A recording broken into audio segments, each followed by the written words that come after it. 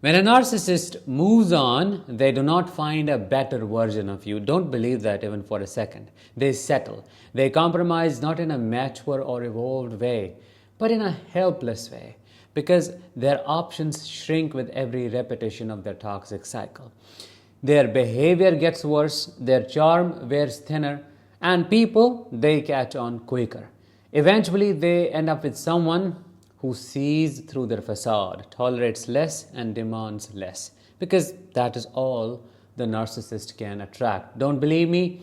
Let me prove it to you in today's episode. I'm Danish, a narcissistic abuse recovery professional. Here is how to tell when your narcissistic ex is with a downgrade. Let me be very clear about one thing. When I call that new supply a downgrade, I'm not putting them down at all. It's all about showing you that narcissist remains the common denominator and they are forced to settle for less. They do not find something new which is better and the person who deserves their love. That is a lie. Sign number one, they settle for someone who does not challenge them.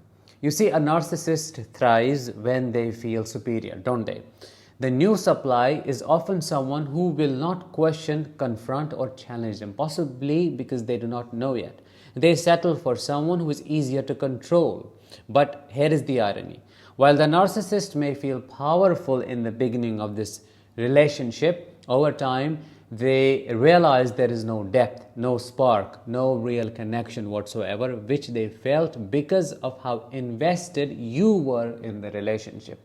They are not being adored for who they are, but for who they pretend to be. And deep down, that narcissist knows it very well that it's fake. You challenged them. You saw through their facade. You were real.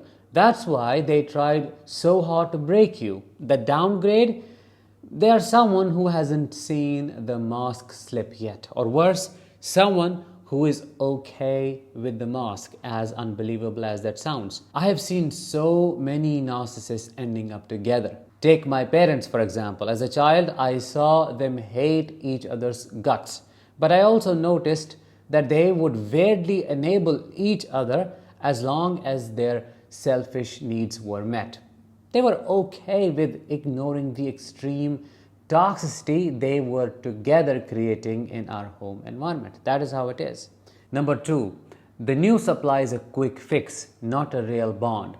Narcissists are extremely impulsive. They seek instant gratification. They do not take the time to build genuine connections. They chase the same things they had with you, but here is the difference. They do not wait. They look for commitment, respect, adoration, but they want it instantly without doing the emotional work.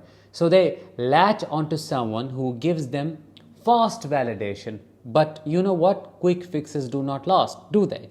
Soon the cracks show. The downgrade may start asking questions, for example. They may start setting boundaries, expecting reciprocation like you did. And because the narcissist did not earn their place in that relationship, it collapses faster than the one before. It is not love in any way. It is another transaction, but a one that happens very quickly. Another lie, another situation shit that is doomed to fail. Sign number three, they look for someone who will accept less. Every time a narcissist cycles through a relationship, they leave more destruction behind. They lose the kind of love and care they once demanded. The people who had standards, who wanted, let's say, depth and connection, walked away. So they settle for someone who will accept breadcrumbs. The downgrade isn't a judgment of the person, but a reflection of the narcissist's own lowered capacity for real intimacy. They do not attract the best anymore. They attract the most vulnerable, the most forgiving, but in a bad way, or the most unaware. That is not winning, that is settling for whatever comes their way. They are not interested in working their way up the new supply's life. The cycle at this point can be astonishingly fast. They can go from love bombing to discarding within a couple of days. They seem to have no patience anymore for the classic things they do when they target somebody. Before I move to number 4, here is a quick announcement for you. I'm doing an online event which will be 3 hours long. The topic will be how to raise your children properly when dealing with a narcissist. If you want to book your spot at an early bird price, which is $47 for the first 50 participants, click the I button above or the link in the description of this episode.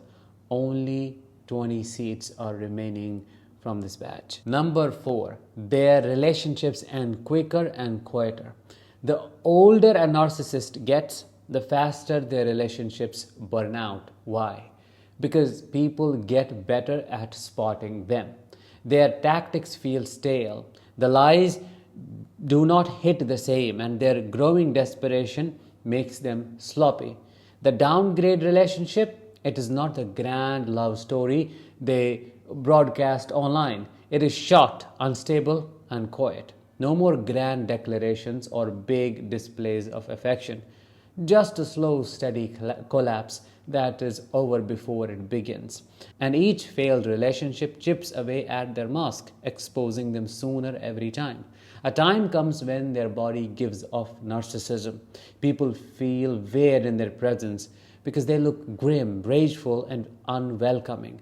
Why? Because they're endured enough to keep wearing the mask. Their real self starts showing up in their mannerisms, something they cannot control. Sign number 5 and the last one.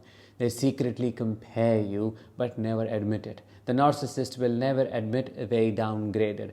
That would mean admitting they lost something valuable. Instead, they will obsessively compare the new supply to you, always looking for proof that they won. But the truth eats at them.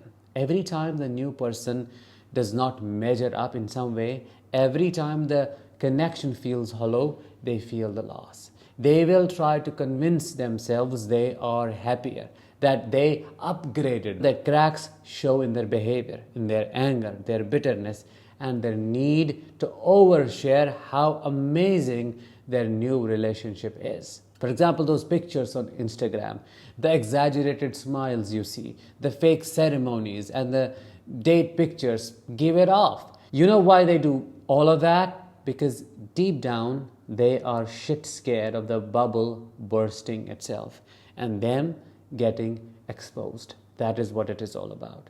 All in all, I can say a narcissist cycle is a slow descent. The downgrade isn't about the new person. It is about the narcissist's own decline, their need to settle, the inability to build real lasting connections, their desperation to maintain an image that is falling apart. Every time they lose someone who truly loved them, they lose access to the kind of connection they will never ever find again. And with age, that reality sets in harder. Their relationships collapse faster, their charm fades, and they are left chasing validation from people who demand less because that is all they can get. So if you ever wonder if they have found somebody better than you, know this, they did not. They cannot. You weren't a placeholder.